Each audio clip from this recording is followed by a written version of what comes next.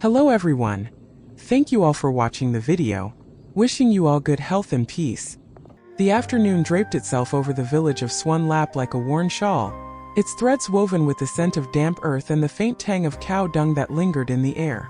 Lai Tu Nuong, a 16-year-old girl with eyes that held the depth of a moonless night, stood in the middle of a muddy field, her hands gripping a hoe as if it were the last tether to a life she could no longer call her own. Her faded green shirt, patched at the elbows and frayed at the hem, clung to her thin frame, its threads unraveling like the hope she buried beneath the weight of her uncle's betrayal. The field stretched before her, a patchwork of weeds and sorrow, its edges blurring into the mist that hung low over the village. In the distance, the river murmured a soft lament, its silver ribbon winding through the village like a thread of dreams, reflecting the gray sky above. The sky hung heavy, gray as the smoke curling from the kitchen roofs, a quiet promise of rain that seemed to echo the storm within her heart. Lai Tu Nuong drove the hoe into the earth with a rhythm born of necessity, each stroke a silent cry against the chains that bound her. The earth was stubborn, its clay clinging to the blade like a memory that refused to let go, and her hands, small, calloused, and trembling, ached with the weight of her labor. She was a prisoner in the house of a mistress named Bang, a woman whose voice cut like the wind on a winter night, her heart hardened by the debts she collected like stones. Lai Tu Nuong had been sold into this life to repay her uncle's debt of 50 million dong, a betrayal that stung sharper than the blisters on her palms. Her uncle had come to her with a smile as warm as the morning sun, his voice soft with promises of a better tomorrow.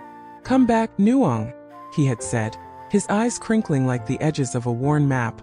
"We'll start again." But those promises had turned to ash, leaving her here in this field, with nothing but the ache in her bones and the memory of a man named Chung. Chung was the whisper of dawn in her endless night, a carpenter from a neighboring village whose hands carved dreams from wood, whose smile was a lantern in the gloom of her days. They had met at the market one rainy afternoon, where the scent of fresh herbs mingled with the damp earth, and the air buzzed with the chatter of vendors. He had helped her carry a basket of vegetables, his hands steady and sure, and his laughter had been a melody that warmed her soul. "I'll build you a roof that keeps out the rain," he had said, his eyes crinkling like the ripples on the river, his voice a promise that wrapped around her heart like a vine. In that moment she had felt seen, not as a debtor's niece, but as a girl with dreams as vast as the sky. They had sat by the river that day, the water lapping at the bank like a gentle heartbeat, and he had spoken of a future where they could be together, where the world would be kind. Now that promise was a distant star, twinkling faintly in the storm of her reality, a beacon she clung to in the darkness of her days. She paused, wiping the sweat from her brow with the back of her hand, her eyes tracing the river's path to where it disappeared into the mist. The air was heavy with the scent of wet earth, the faint crow of a rooster echoing through the village, a reminder of the life that hummed beyond her reach. The village was a tapestry of sounds and scents, the distant cluck of chickens, the rhythmic creak of a water buffalo cart, the faint smoke rising from a kitchen fire, curling like a prayer into the gray sky. But for Lai Tu Nuong, these were the sounds of a world she could not touch, a life that had slipped through her fingers like the river's current. "Will you come for me, Chung?" she whispered, her voice barely a breath, her heart a tangle of longing and fear. The river, with its endless flow, seemed to carry her words away, a silent prayer to the man who had become her beacon, her hope, her dawn. She thought of her parents, their laughter a distant echo in the village, their faces blurred by time, their warmth a memory she clung to like a fading ember in the chill of her solitude. Her mother's voice, soft as the rustle of banana leaves, had once sung her to sleep, and her father's hands, rough but gentle, had lifted her onto his shoulders to watch the moon rise over the rice fields. Now they were gone, leaving her alone with an uncle whose betrayal had carved a wound deeper than any blade. A voice rough as the bark of a mango tree broke her reverie. "Hurry up, girl," Truong barked, his frame slouched against a tree, his eyes glued to the glowing screen of his phone. He was the mistress's son, a boy whose yellow-dyed hair stood out like a flame against the muted greens of the village, his days consumed by games and cigarettes, his heart a barren field where kindness had long withered. "I'm hungry, finish this field so we can go home," he said, his fingers tapping the screen with the rhythm of a drum, his voice sharp with impatience. Lai Tu Nuong nodded, her heart sinking like a stone in the river, her hands trembling as she returned to her task, the hoe a heavy burden in her small hands. She glanced at Truong, his yellow hair a stark contrast to the earth around him, a symbol of his indifference to her suffering. She had been hired out to this field for the day, a job that paid 100,000 dong, a small sum that was meant to ease the mistress's wrath but had instead become a source of pain. Truong had stolen half her wages, 50,000 dong, to buy cigarettes, leaving her to face the mistress's fury when she returned with only half the expected amount. "Why is it only 50,000 dong?" the mistress had roared, her voice a storm that rattled the bamboo walls of their home, her eyes cold as the river at dawn. "Did you take it, you good-for-nothing girl?" Lai Chu Nuong had tried to explain, her voice a trembling leaf in the wind, her eyes glistening with unshed tears, but Truong had stood by, his silence a betrayal as sharp as a knife, his yellow hair a mocking sun in the gloom of her shame. She had felt the weight of those words, each one a stone in the river of her heart, dragging her deeper into the depths of her despair. The truth had come to light, a fragile ray of dawn in the storm, as Truong confessed under the weight of his mother's anger. "I took it to buy cigarettes," he had muttered, his face flushed with shame, his hands clenched into fists, the yellow of his hair a fading flame in the twilight of his guilt. The mistress had turned her wrath on him, her voice a thunderclap, her hands gesturing to his hair with disdain. "Dye it black by sundown," she had commanded, her eyes cold as the earth after rain. "You shame this family with your foolishness."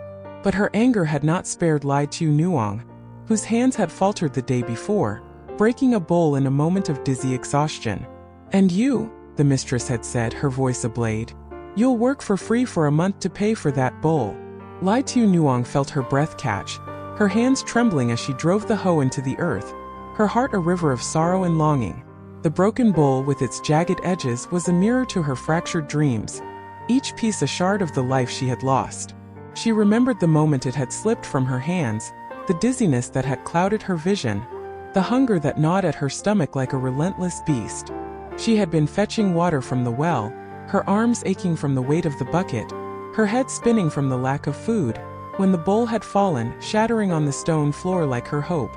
The mistress's words had followed, each one a lash against her already bruised spirit, and she had felt the tears well in her eyes, hot and heavy, but she had refused to let them fall. "I can't go on like this," she whispered, her voice a soft lament, her eyes glistening with tears that refused to fall, the rain within her soul held back by the dam of her resilience. She thought of Chung, of the way his smile had lit her world, of the promise that glowed in his eyes, a promise that was her anchor, her light, her hope in the storm. The field around her was silent save for the rustle of leaves in the wind, the distant crow of a rooster, and the faint hum of the river, a symphony of the village that felt both achingly familiar and impossibly far away. Meanwhile, in a village cradled by the river's bend, Chung stood at the edge of a tea shop, his hands stained with the dust of the road, his eyes searching the horizon like a fisherman seeking the shore. The rain had begun to fall, a gentle drizzle that kissed the earth, its droplets a soft caress against his weathered skin. He had been searching for Lai Tu Nuong for days, his heart a vessel of longing, his mind a storm of worry that threatened to drown him. "Nuong," he had called at her tent, his voice a prayer, but the tent had been empty, its thatched roof sagging under the weight of the rain, its shadows a canvas of his fears. He had walked through the village, his steps heavy with the weight of his worry, his eyes scanning every face, hoping for a glimpse of her, but she was nowhere to be found. He had turned to a shopkeeper, a woman he called Chi, her eyes soft as the moonlight on the river, her hands resting on the counter like a bridge between worlds. "Chioi, do you have any girls working here around 16 years old?" he had asked, his voice a melody of hope, his heart a field of worry and love. The shopkeeper had shaken her head, her voice a soft breeze, but then her eyes had lit with a quiet revelation, her hands gesturing to the distance. "I heard a story," she had said, her voice a whisper of possibility. A neighbor spoke of a girl 16 years old, forced by her uncle to work as a laborer to pay a debt. She was sent to Swan Lap, to a boss named Bang. Chung had felt his heart leap, a fish breaking the surface of the river, his hands trembling as he nodded, his eyes glistening with a quiet hope. "It could be her," he had whispered, his voice a prayer, his heart a song of love and longing.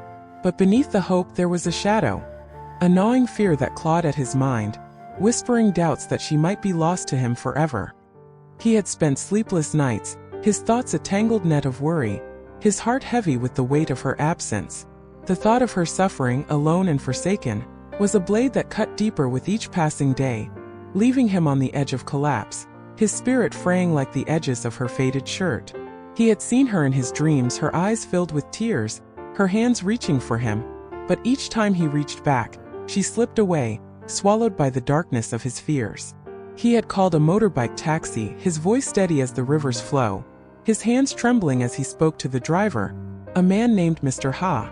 "Take me to Swan Lap," he had said, his eyes fixed on the road ahead, the rain falling harder now, its droplets a chorus of hope, a melody of reunion.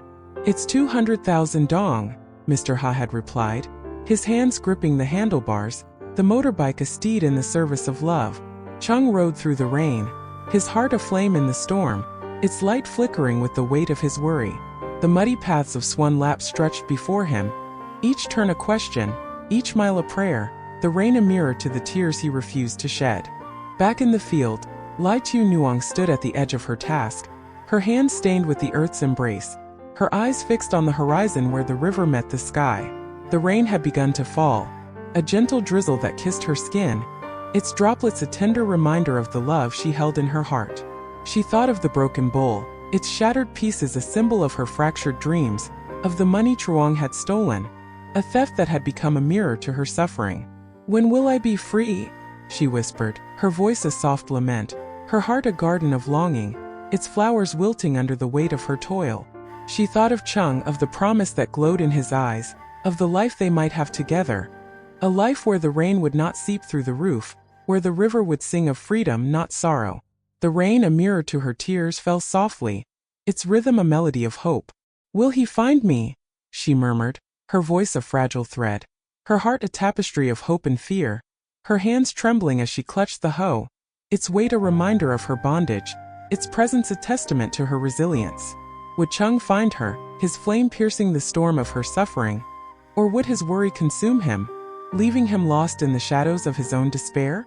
Would Lai Tu Nuong hold fast to the hope that bloomed within her, its roots deep in the soil of her heart? Or would the weight of her reality crush her spirit? The rain offered no answers, only its tender embrace, and the river sang on, its silver ribbon a bridge between two hearts, a whisper of a love that refused to fade. For now Lai Tu Nuong had the field, the rain, and the memory of a man whose love was her light, a flame that flickered in the storm, a promise that whispered of dawn, a hope that refused to die.